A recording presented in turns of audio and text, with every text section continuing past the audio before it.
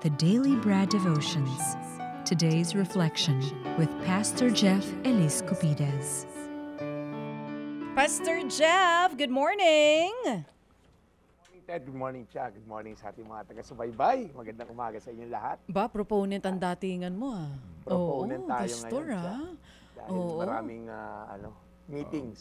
Palagay ko parang hindi proponent. Ano siya? Para siyang kontraktor. Mas contractor ang datingan? Oo.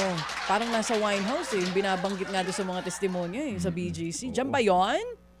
Hindi. Hindi ba yan yun? Ano yung... Oo. Ano yun? May nabanggit na Winehouse? Mikropono.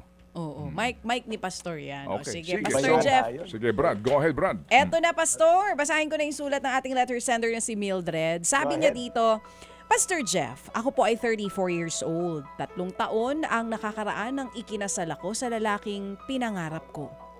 Mabait at may takot sa Diyos.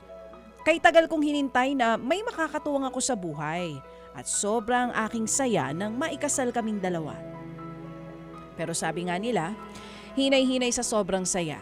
Dahil baka kapalit nito'y labis na kalungkutan dahil mukhang totoo ito base sa karanasan ko. Pagkalipas ng 1 taon mula nang kami ikasal, naaksidente ang mister ko at namatay.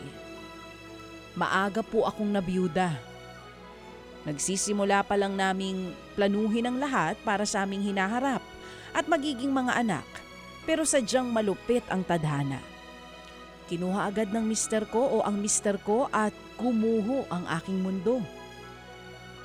Ang masasayang araw ay nabalot ng kalungkutan at mas naging madilim ang mga gabi.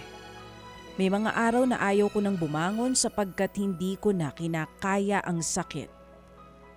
Pastor, wala pa kaming anak kaya nang mawala ang aking asawa, bumalik ako sa pagiging mag-isa sa buhay. Ngayon makalipas ang 3 taon, may pag-ibig na kumatok muli sa aking buhay. Lalaking mabait din at marespeto, kaya nahulog agad ang loob ko sa kanya. Naging kami po, matapos niya akong suyuin ng ilang buwan. Pero nagigilty ako. Minsan napapaisip ako, parang masyado pang maaga para pumasok na ulit ako sa relasyon. Nahihiya ako sa posibleng iniisip ng ibang tao at syempre ng pamilya ng namatay kong asawa.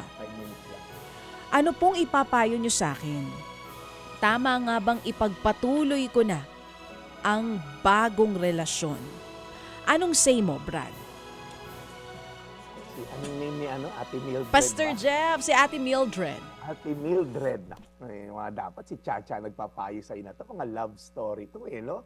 Ang tanong kasi dyan, Cha, handa na ba ako magmahal muli? Yan.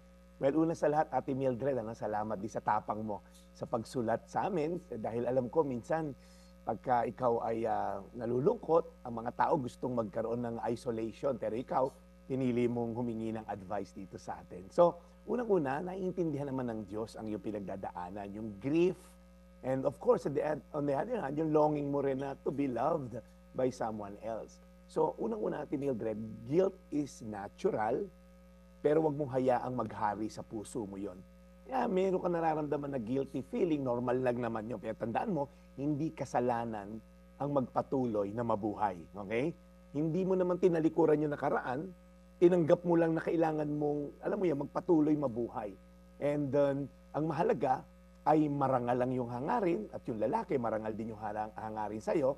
Hindi para punan yung kakulangan mo, kundi para ibahagi ulit yung pagmamahal na minsan mo namang binigay sa isang tao na wala na nga ngayon. Pangalawa, pray for peace and God's timing. Mahalaga to, Ate Mildred, kasi bago ka magdesisyon na ituloy ang bagong relasyon, ibigay mo muna kay Lord ang direction. Okay? Direction muna kay Lord and then saka ka magdesisyon.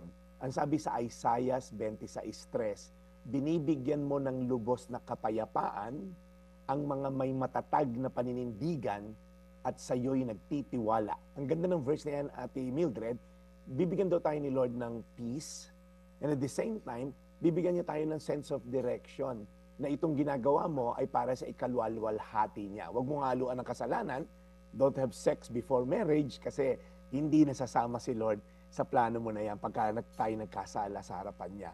So, ang tunay na pag-ibig ay hindi tungkol sa pagpapalit, kundi sa pagpapatuloy. ang dating asawa mo ay bahagi na yung nakaraan, pero ang Diyos pa rin ang may hawak ng iyong bukas, Ate Mildred. So, at kung papahintulutan ka umibig muli, ito'y dahil si Lord hindi pa tapos sa kwento ng buhay mo. Kaya, Ate Mildred, saludo ako sa iyo na sumulat ka sa amin. And sana, ang prayer ko, magkaroon ka ng peace of mind in the midst of parang confusing thoughts. Naku, nakakahiya sa mga kamag-anak ng dati kong mister, dahil patay na nga, nakakahiya sa ibang tao. But don't worry, yung sinasabi sa ni Lord ang mahalaga.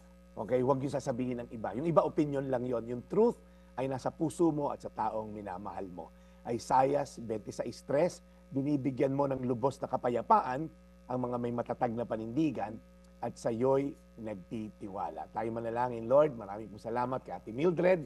Alam ko mahirap yung kanyang pinagdaanan, nasa crossroads siya. Pero alam ko rin, Lord, na gusto mo siyang sumaya, gusto mo magamit yung kanyang mahaba pang buhay para naman meron siyang maibahagian ang kanyang pagmamahal na galing sa iyo. Salamat, Lord. Lord, dinadalangin din namin, medyo off topic, yung mga taong nasalanta ng bagyo na dulot na to nga si Tino. Dinadalangin lang namin, Lord, yung mga namatayan, yung mga wala ng bahay, Lord, na wala ng ari-arian. Lord, patuloy mo silang palakasin at patuloy na kumapit sa iyo. Gamitin niyo po yung mga LGUs, mga leaders namin upang matulungan, Lord, at maibsan ang pagdurusa na aming mga kababayan na nasalanta ng bagyo. Ingatan niyo rin kami sa parating na bagyo ngayong weekend. Salamat sa iyo, Jesus. Amen. Amen. Amen. We pray, Lord, na inyo po laging alagaan si Brad Jeff sa kanyang pagmimisyon, sa aming pong programa, at maging sa kanya pong mga pinupuntahang lugar. Always keep him safe and protected. In Jesus' name, we pray. Amen. Salamat muli ng marami, Brad, sa ating aral na napakinggan this morning. At ikaw ay mukhang merong event dyan. Yan ba ay... ano bang tawag dyan?